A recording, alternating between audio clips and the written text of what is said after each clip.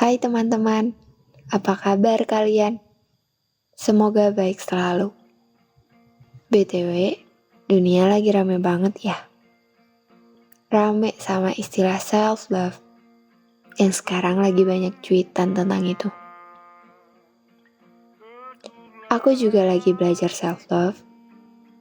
Gimana sih cara kita mencintai diri kita sendiri, yang jauh dari kata sempurna? Pasti susah banget kalau kita sendiri menyukai hal sempurna seperti itu. Tapi gak apa-apa, itu salah satu dari struggle terbesar kita untuk belajar menerima apapun bentuk diri kita.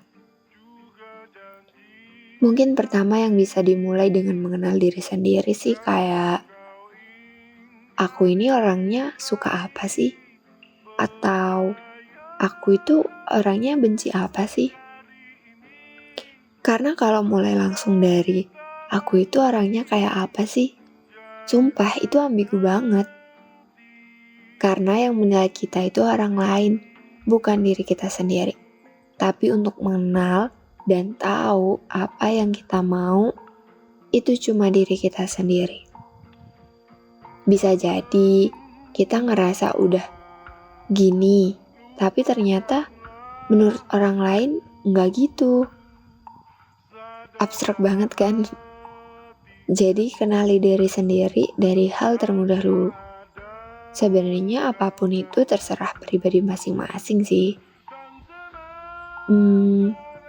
Aku punya sedikit cara untuk kenal diri sendiri lebih baik. Mungkin mulai dari prinsip bahwa manusia itu dinamis, terus bergerak dan berubah. Tapi ada beberapa sisi yang tepat. Dan aku menetapkan sendiri sisi itu.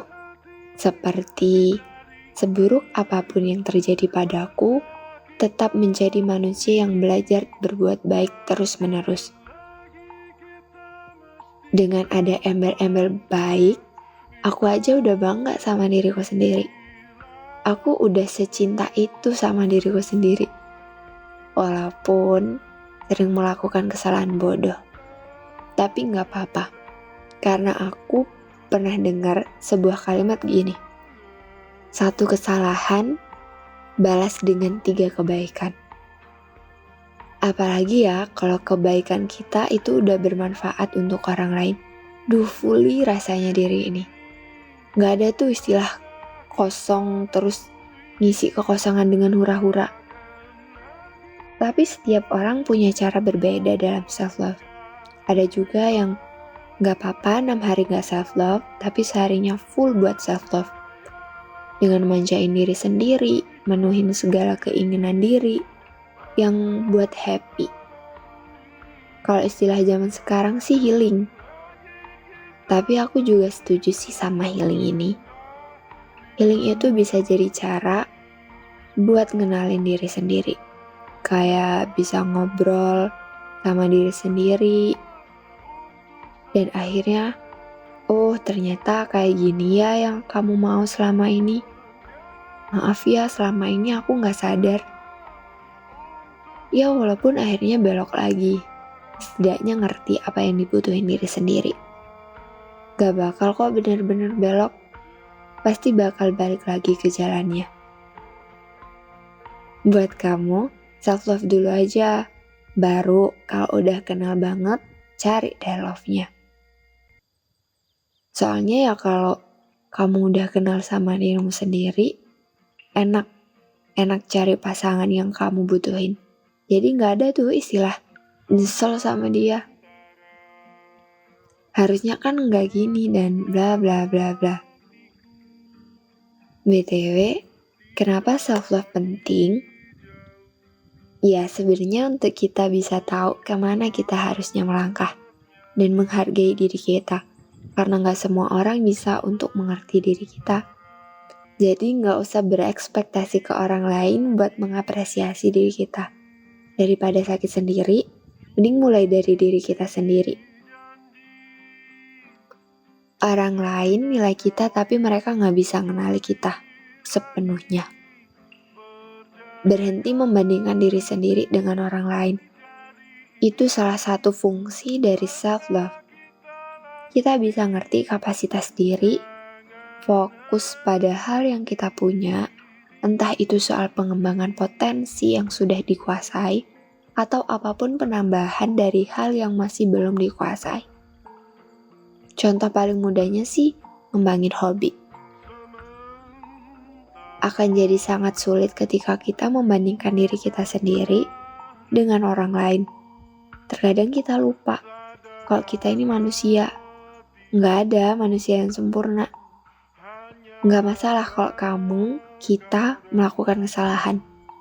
Karena dari kesalahan itu bisa belajar untuk bertumbuh dan menjadi pribadi yang lebih baik. Nggak usah maksain sesuatu, semampunya aja dulu. Hidup kan nggak harus ngikutin tren. Kenapa kalau nggak ngikutin tren? Dijawab temen-temen. Iya. Seringkali kita sibuk memikirkan perasaan orang lain sampai lupa apa yang menjadi keinginan kita. Padahal kita juga punya perasaan dan mau juga perasaan kita dingertiin. Kadang bersikap egois itu perlu loh. Sedikit mementingkan kepentingan kita di atas kepentingan orang lain. Itu perlu kan? Kamu juga gak akan bisa membuat semua orang bahagia. Gak bakal gitu terus alurnya. Sebaik apapun yang kita lakuin, bakal masih tetap ada aja celah buruknya. Jadi, sekarang yang fokus ya. Fokus sama diri sendiri. Jangan malas belajar. Kita gak bakal bisa berhenti di satu titik aja. Harus berkembang. Terus bergerak. Dan segala sesuatu harus diilmui. Begitu juga usaha. Gak bisa seadanya, harus ada rencana. Tahu arah yang mau dituju, dan yang paling utama, jangan lupa untuk bersyukur.